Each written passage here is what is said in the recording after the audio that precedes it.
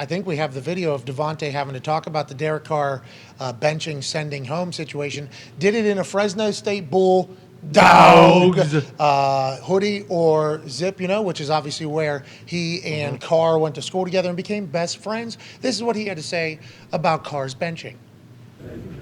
Obviously, I don't think anybody was excited about it in here. It was a hoodie. Him being one of my really good friends, and the reason why I came here in the first place.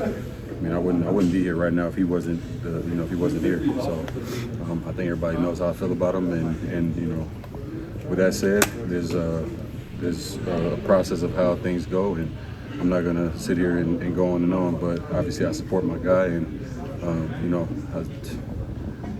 we got to finish the season out, the best way we can possible with, all things considered at this point. But yeah, anything else that you guys got, you can leave that for Coach.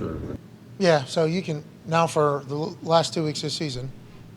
I don't want to fucking hear about it. Don't talk to me. Okay? Don't. There's this is all I'm going to say. You asked me, I'm going to go right back into the same answer again if we can move on. And to your point, he was trying to get ahead of that already. Yeah. Like, man, I do not want to have to talk about this every single day. After the next game, however Stidham does, Stidham, remember, comes with McDaniels from New England in there. Now he's getting his opportunity. Definitely a tryout. If he plays well, who knows what the future holds over there for the Las Vegas Raiders. Honestly, I assume they're going to want to win. They spend money. They've gone all in to do as such. But, yeah, Davante was pretty excited to kind of put an end to that, I believe. And Derek Carr, man, obviously – off the field, we talked about the move, but everything else that took place last year, Gruden, Ruggs, 10 out of 10 as far as like leadership and all that stuff, intangibles. I know the locker room probably loves him. Makes complete sense business-wise, benching him these last 2 games so he doesn't get hurt. Yep.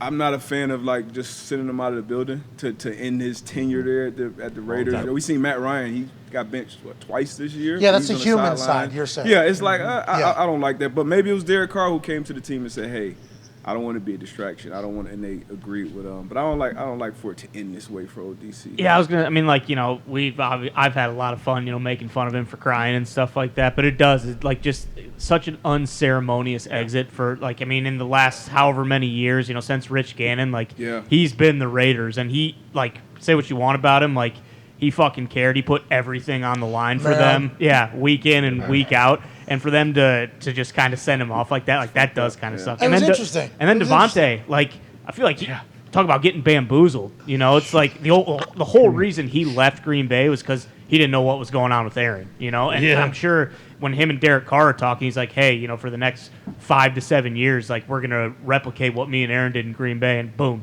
What you think he would have fucking went there if he thought Jarrett Stidham was going to be throwing him passes? I don't think so. Well, we don't know. I doubt it. I think he would have taken more money and stayed in Green Bay probably. Well, Green Bay allegedly offered similar amount of money. Hey, this Derek Carr situation, we were just chatting about it. I don't know if you've chatted about it on Up and Adams. We might have missed it. They're basically saying you're not allowed back in the building for the next 2 weeks. Derek Carr, his tenure as the Raiders quarterback kind of ends quickly, unceremoniously. What are your thoughts on that, and what do you think this looks like going forward?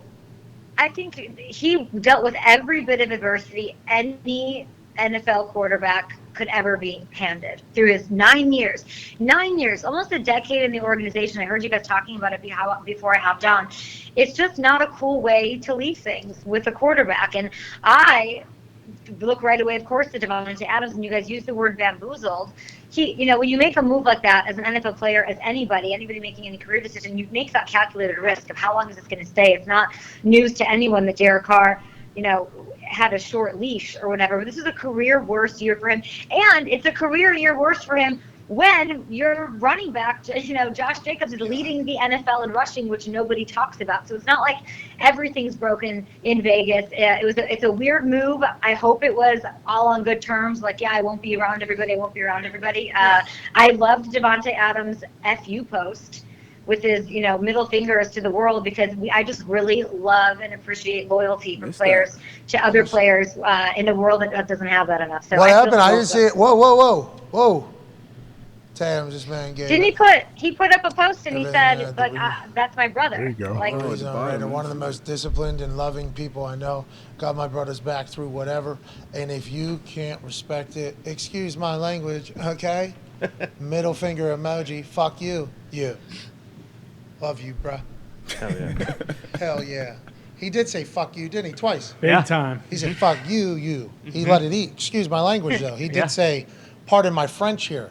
It's a fascinating thing what's going to happen out there. There's a lot of the business side of it. Are they thinking that do you think they thought he'd maybe run his head into a wall in the practice facility so he couldn't pass a physical, so they would owe him $40 million? Do they think he was going to run like off of a stair Right.